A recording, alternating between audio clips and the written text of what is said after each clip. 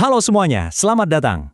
Dalam ulasan mendalam kita kali ini, kita bakal membedah sebuah isu yang jujur saja bikin banyak orang gemas sampai detik ini. Ya, kita bicara soal meritokrasi versus nepotisme. Maksud saya, siapa sih yang sebenarnya paling pantas duduk di sebuah jabatan? Orang yang benar-benar jago dan kompeten? Atau, ya, orang yang punya jalur dalam alias koneksi kuat? Topik ini selalu sukses bikin panas meja diskusi kan? Tapi tenang, hari ini kita nggak akan pakai kacamata politik modern yang bikin pusing. Justru, kita akan membedahnya lewat sebuah panduan kepemimpinan super epik dari abad ke-13. Bayangkan, masalah abad ke-21 dibedah pakai naskah klasik? Siap-siap, karena wawasan yang akan kita kupas ini benar-benar akan membuka mata kita. Coba deh, jujur, pernah nggak sih Anda melihat seseorang yang kemampuannya pas-pasan banget, tapi tiba-tiba melejit dapat promosi atau posisi strategis cuma karena dia kenal dekat sama bos besar? Coba ingat-ingat lagi. Mungkin kejadiannya di kantor Anda, di organisasi komunitas, atau malah di pemerintahan. Rasanya bikin frustrasi banget kan? Seringkali kita mikir kalau budaya orang dalam ini penyakit birokrasi zaman now. Tapi tahu nggak, perasaan gregetan lihat ketidakadilan semacam ini tuh udah ada sejak ratusan tahun lalu. Dan para pemikir hebat di masa lalu ternyata punya pandangan yang luar biasa tajam dan sangat keras soal fenomena ini. Nah, ini membawa kita ke bagian pertama. Fondasi kepemimpinan yang dapat dipercaya. Yang diambil langsung dari karya klasik Ibnu Taimiyah, As-Siyasah Asy-Syar'iyyah.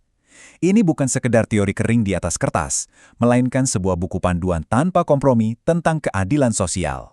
Di dalam naskah ini, ada satu konsep inti yang jadi jantung dari semuanya. Konsep itu disebut al-aslah.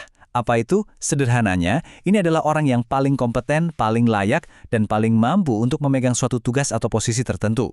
Teks ini benar-benar ngotot dan berargumen bahwa mencari dan menunjuk al-aslah itu bukan sekedar praktik SDM yang bagus, bukan. Ini adalah standar mutlak dan sentral untuk peran kepemimpinan apapun.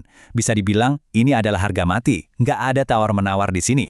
Lanjut ke bagian kedua, kisah kunci Ka'bah. Ini adalah contoh preseden historis yang sempurna banget tentang bagaimana meritokrasi itu harus dipraktikkan. Biar lebih kebayang gimana praktiknya di dunia nyata, mari kita time travel sedikit ke peristiwa penaklukan Mekah. Jadi situasinya begini, Nabi Muhammad SAW baru saja menerima kunci Ka'bah dari keluarga Bani Syaibah.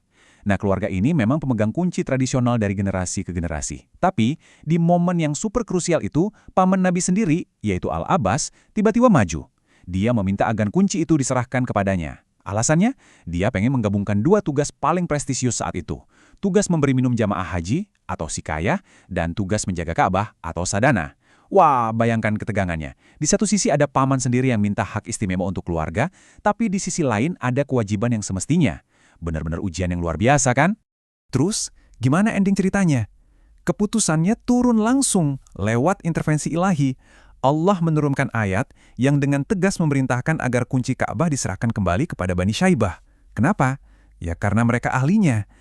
Teks tersebut dengan cerdas dan lantang menyimpulkan oleh karena itu, wajib bagi pemegang otoritas untuk mengangkat orang yang paling kompeten, yaitu al-aslah. Jadi poinnya jelas banget, meritokrasi secara mutlak membatalkan ikatan kekeluargaan. Oke, sekarang kita masuk ke bagian ketiga yang agak bikin merinding. Ancaman keras dari nepotisme. Atau ketika kita memilih koneksi di atas kompetensi. Logikanya begini, kalau memilih orang yang paling kompeten itu adalah kewajiban mutlak, lantas gimana kalau kita nekat melakukan sebaliknya? Coba lihat kontras tajam ini. Di satu sisi, kita memilih murni karena kompetensi, sang alaslah. Di sisi kanan, kita memilih cuma karena kedekatan atau status kerabat. Dan asal Anda tahu ya, teks ini menggarisbawahi kalau menempuh jalur nepotisme itu bukan sekedar salah pilih biasa, sama sekali bukan. Dalam kacamata sejarah dan etika teks ini, tindakan itu dianggap sebagai sebuah pengkhianatan yang sangat fatal. Seberapa fatal sih pengkhianatannya? Coba dengarkan kutipan berat yang satu ini. Ada peringatan tajam dari Nabi Muhammad SAW yang berbunyi, barang siapa yang memegang urusan kaum muslimin, lalu ia mengangkat seseorang padahal ia menemukan orang yang lebih layak, maka ia telah mengkhianati Allah dan Rasul-Nya. Coba diresapi maknanya. Memilih orang yang nggak qualified ketika jelas-jelas ada orang lain yang lebih jago, secara harfiah dianggap sebagai tindakan makar atau pengkhianatan terhadap keyakinan dan agama itu sendiri. Dan kalau itu belum cukup keras, ada satu lagi kutipan lanjutan dari Umar bin Al-Khattab RA untuk menegaskan masalah ini. Beliau menyatakan, kalau seseorang diangkat murni karena rasa cinta atau kekerabatan, maka ia telah mengkhianati Allah, Rasul-Nya, dan kaum muslimin. Perhatikan, skalanya diperluas di sini. Bukan cuma berkhianat pada Tuhan dan utusannya, tapi Anda berkhianat pada seluruh lapisan masyarakat.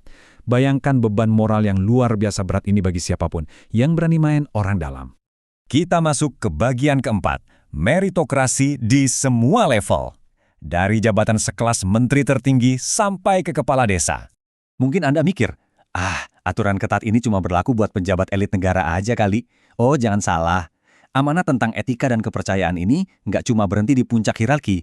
Tentu saja, untuk peran-peran raksasa seperti menteri negara, gubernur, hakim, komandan militer, sampai para pemungut pajak, itu wajib hukumnya diisi sama orang yang paling kompeten. Kan taruhannya tinggi banget tuh. Soal mengelola kekayaan negara, menegakkan keadilan, sampai urusan pertahanan militer. Jadi wajar kalau al-aslah wajib diterapkan secara ekstrim di posisi-posisi ini. Tapi, aturan ini juga mengalir deras sampai ke tingkat akar rumput. Loh beneran, mulai dari imam sholat, muadzin, guru mengaji, pemimpin haji, kurir, intel, bendahara, penjaga gerbang benteng, sampai ke pemimpin pasar dan kepala desa. Semuanya kena aturan ini. Ini membuktikan satu hal, meritokrasi itu berlaku sama ketatnya buat seorang penjaga pasar, persis seperti untuk seorang jenderal. Setiap individu, di level apapun, wajib jadi al-aslah untuk peran spesifik yang dia emban. Nggak ada ceritanya ruang untuk orang titipan di level manapun. Titik. Akhirnya kita sampai di bagian kelima, kesimpulan utama kita hari ini, yaitu meritokrasi religius. Pada akhirnya, panduan kepemimpinan dari abad ke-13 ini ngasih tahu kita satu kesimpulan fundamental. Efektivitas sebuah pemerintahan, terciptanya keadilan sosial, dan stabilnya suatu negara itu bergantung sepenuhnya pada tegaknya meritokrasi ini.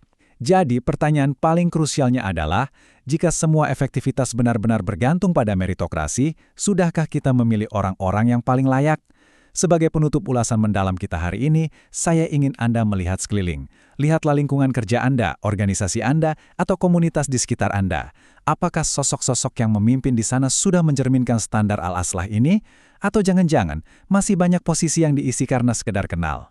Ini adalah pesan kuat dari masa lalu yang masih menuntut jawaban kita hari ini. Pikirkan baik-baik, terima kasih sudah bergabung dan sampai jumpa di ulasan mendalam kita berikutnya.